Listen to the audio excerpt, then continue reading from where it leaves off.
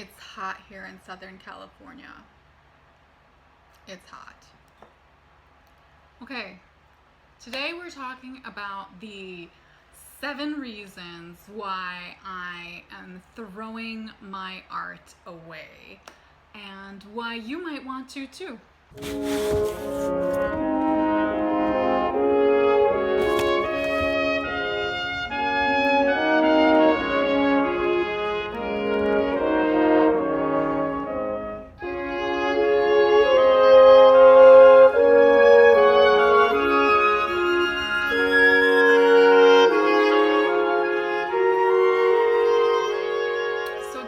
Talking about the 7 reasons why I'm throwing away my art and why you might want to too.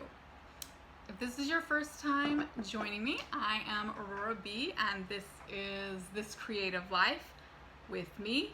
It is very hot here in Southern California, which is why I'm drinking water that's been chilled in my refrigerator out of a big juice jar.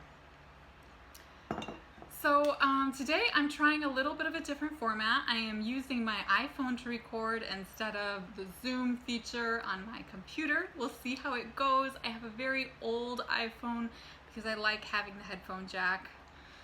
Might have to replace it soon. Don't know if it's going to work, but we're gonna give it a try. So diving right into this, I will first say, obviously, I am not throwing away 100% of my artwork, or at least I haven't yet, because as you can see, I still have the pieces that are up here on my wall. So guys, I'm editing the video because I'm trying to do a better job making it look a little more polished, a little like effort, and I realize I have made absolutely no transition. Anyway, so here we go. Here are the 7 reasons why I am throwing away most of my art and why you might want to too. Okay. Reason number 1, storage costs. Now, I currently live in a house, but I'm not necessarily going to live in the same house forever or even much longer. And when you're getting ready to move and maybe even downsize to a smaller place for a variety of reasons, you have to ask yourself, how much do you want to pay to store your art? So it got me thinking when I was thinking about possibly an upcoming move, whether I would need a storage unit or not, and what size.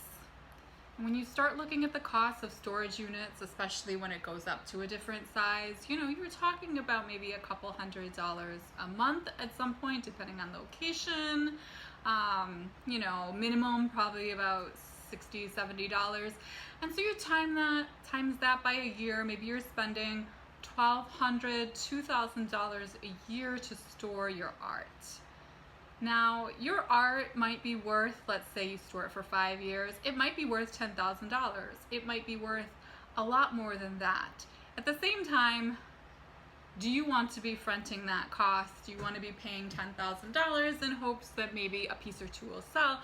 Keeping in mind that if it's in storage and you're somewhere else, that you're probably not going to be showing that work anyway, right? It's going to be sitting somewhere, possibly not that easily accessible. And meanwhile, hopefully you're making more art, newer art that's, speaking to the latest topics, concerns in society, and that is more likely going to be the art that you're selling. These are not universal tips. These are just my thoughts, my reasons. So that's reason number 1, reducing storage costs. Reason number 2, it's similar. I almost put these as the same reason, but if you have less art sitting around, you can live in a smaller place. Or you're going to have to get a storage unit, right? So when I was looking around my house, I have a 2-bedroom. My daughter is so young, she sleeps in the same room with me. But most of my art was being kept on a shelving unit that was very heavy and large. A lot of it was rolled up, and when I unrolled it, it really wasn't in a condition that I was going to be able to do much with it unless I got it really professionally fixed. I mean, I don't even know what you do about that when you stretch it out. You know, some of my art is 25 years old, 30 years old, and it's been rolled up. And since I use newspaper and collage, some of that had pulled off it a little bit. And I just thought, you know, I am really drowning in this art, and right now I'm in a great position to possibly move into a 1-bedroom somewhere, or at least have that option. I haven't decided. And I thought, you know, not only does it take up less space, but it gives you more room. So even, sure, you could just get a shelf anywhere and stack your art everywhere, but then is that going to be really comfortable way to live, just crawling through your art? And I sort of felt like I was doing that. You know, I was having art under my bed, under my house, on shelving, rolled up, and of course I have a lot of my art on my walls. So that was reason number 2. You know, it gives the option for you to live in a smaller space and live in it comfortably, right? Not just live in it, but live in it comfortably. So that was my second reason. Reason number 3, finding your supplies. Okay, and I'm talking about mainly art supplies. I don't know if you've noticed, but for me over the years, you know, I go back and forth between different media. So, you know, I'll be doing acrylic for a while, and then oil, and I do a lot of collage, I use fabric, all kinds of different art. And so that was also on the big shelf. So I have, you know, this art, and the more I'm making all the time, that's taking up more space. And then the supplies are being put into bins and being stacked behind one another. Then I started to have my acrylic paints were above my shower. Some of that too was I wanted to make sure I was getting toxic things off the floor level to child-proof my house. But you know, I had just been putting my supplies in tinier and tinier crooks and crevices in my house, and it meant that sometimes when I had been doing, let's say, acrylic for a while and I started going back to watercolor, I would go to the store or go on Amazon and buy watercolors again because I thought I didn't have any, or I thought I didn't have the colors. And I've been doing a big clean of my house, and what I learned is I had a lot of things that I had bought new versions of. And really, you know, the more stuff you have, and this isn't really just about art, just in general, I've been doing a decluttering. The more things you have, the greater the chances are you're actually going to buy those same things again, because you're not going to find them, or you're not going to remember you have them. It's the same right with clothing. You know, you don't notice you have 10 black shirts, and so you go buy another one because maybe one had crinkled up and fallen, or you can't see all your clothes at once, so you'd forgotten about something, and then you go out and you end up purchasing something, and then things get more cluttered and you forget about more things, and then you go end up and buy things you don't need. So, you know, the third thing was just getting rid of stuff in general, so that included my art, so that I would have easier access to the things that I did have, the supplies that I do have, so that when I'm creating new art, it's much more simple. I don't have to go digging around forever when I have the inspiration, and then maybe give up for that moment and say, oh, okay, I don't have the thing I need, I better go and order it, wait a couple days, wait a week, and then maybe you've lost the inspiration, right? So I think in some ways it's better to have fewer things to have easier access. So that was reason 3. Reason number 4, focusing on the present. As I said, you know, I'm not 18. I have artwork from, you know, I had artwork from the time I was about 18 or 19 onwards, and I had done a major purge in my 20s, so that wasn't even all of my work. But recently I got some work that had been stored at my parents' and then my sister's house after when I was abroad for a really long time. And so I had art, you know, from, as I said, 17, 18, all the way up until now, my early to mid 40s. And it was very interesting to see some of the work that I had done, and it was fascinating. Some of it I had remembered, some of it I didn't even remember doing until I saw it. I'd totally forgotten about it, especially some of the art that I did during the year I spent doing a BFA. And it was great, but a lot of those themes, topics, and especially things that I just did for class weren't really reflecting me and who I am today.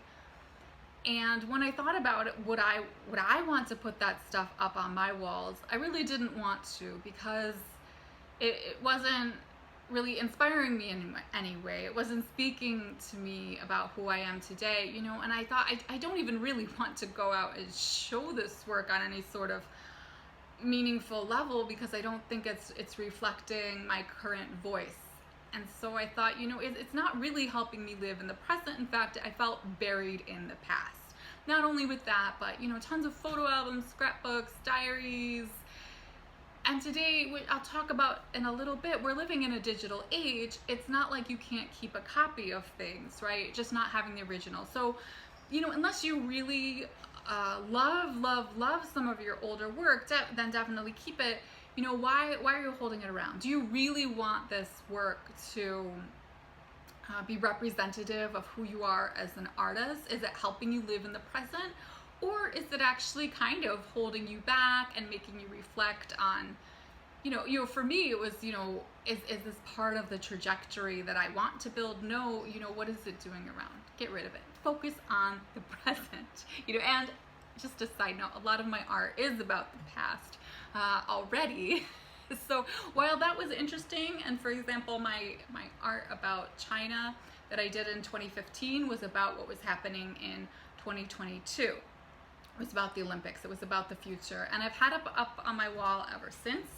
And now it is 2022. And I thought it was really interesting to have it in that time span, you know, and see how things have changed. But now that I'm looking at a new chapter in life, I'm not sure I want to carry that art with me. And I haven't gotten rid of that yet because it is on my walls. But, you know, it served its purpose. And I don't necessarily need to be looking back decades in my life on a constant basis. All right, reason number 5, keep the value of your art high. Okay, so instead of throwing it in the garbage, which is literally what I have done to most of my art at this point, or some of it sitting on my back patio because it can't yet fit in the garbage, I could have just given it away, right? I could have just given it to friends and said, here everyone, have some free art. Some free art that I don't even think is reflective of me as an artist. I don't want on my wall, and I don't think speaks to the present moment in any way.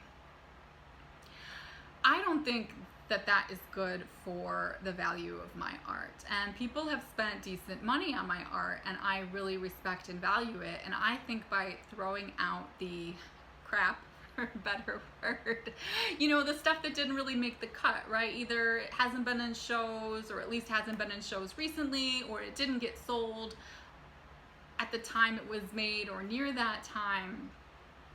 You know, I think it's better to just sort of pare down and curate and keep the best pieces, the pieces I'm most proud of, the pieces that I think bring joy and speak more clearly to the present moment, than to just give away my art for free, honestly. And that, I believe, devalues the art that people have spent substantial money on. You know, I think it's a product quality issue as an artist, you know, and do you want the art that you're not proud of hanging up in someone's house, right? One thing, your friends probably aren't going to get around to hanging it up. Let's be honest. If you give it to them for free, unless it's commissioned or if it's for a specific purpose, and see, I know I'm getting so red. It is so hot. It's been like 100 degrees. But yeah, if you just give your friends art unsolicited, unasked, for no reason, wasn't commissioned for them, wasn't part of a special reason, it's just, here's art that I didn't even want. One, they're probably never going to get around to putting it up in their house. And even if they did and someone sees it, do you think that piece of art is going to inspire someone else to be interested in your art? I mean, if you do, if you're really proud of the piece and you think someone else values it, then one, you can actually try to sell it, or maybe you want to keep it, or maybe you can have it in some more shows. But I think it does your art overall in your art career a big disservice if you give it away for free, and it does it a bigger service if you just get rid of the stuff that doesn't pass the cut. I mean, some of the stuff, as I said, were just studies, really. They were, studies from my 20s on techniques I wanted to learn, and some art goes sideways. Get rid of it. Okay, moving on to number 6, less time cleaning. Oh, so hot. So I hate cleaning. I'm not very domestic. It's not my jam. And the more stuff you have, the more time you have to spend cleaning. And I just want to get rid of as much stuff as possible and then be able to just run that mop around the floor, because I'm not going around boxes and dusting. I think you can hear my daughter a little, maybe. When you have less stuff, it's easier to clean. You just wipe, dust, go. You don't lose things behind things. You don't end up keeping things just because you think, well, I need to sort all of my stuff, so why sort this stuff now? No, just if you don't need stuff, get rid of it. Less time cleaning. Less time cleaning equals what? More time to make art. Also more clear headspace. Oh, that was my next one, number 7. So number 7, make better art. So when you are not living in a mountain of stuff that's cluttered and you have no room and you can find your art supplies, you can make better art. Another reason getting rid of most of your art that's been sitting around for years, and I don't mean, necessarily everything you made in the last year, but, if you have decades worth of art like I did, getting rid of your art is also an interesting critique process. Well, I guess that applies even if you did it in the last 2 years, because when I was deciding what to get rid of, I also had to look at it and think, first what in the piece worked and what didn't, just for out of interest, really, just looking and seeing, like, hey, I can't believe I did this piece, it's so weird. Or when I saw something, I was like, oh, I kind of like that, and it was a good critique, an honest critique, right? Because this is saying, if I am someone wondering if I want to keep something, what about it made me want to keep it or not, or just, reflect on it as I'm going through it, right? So it's a good critique process, whether you decide to get rid of it or not.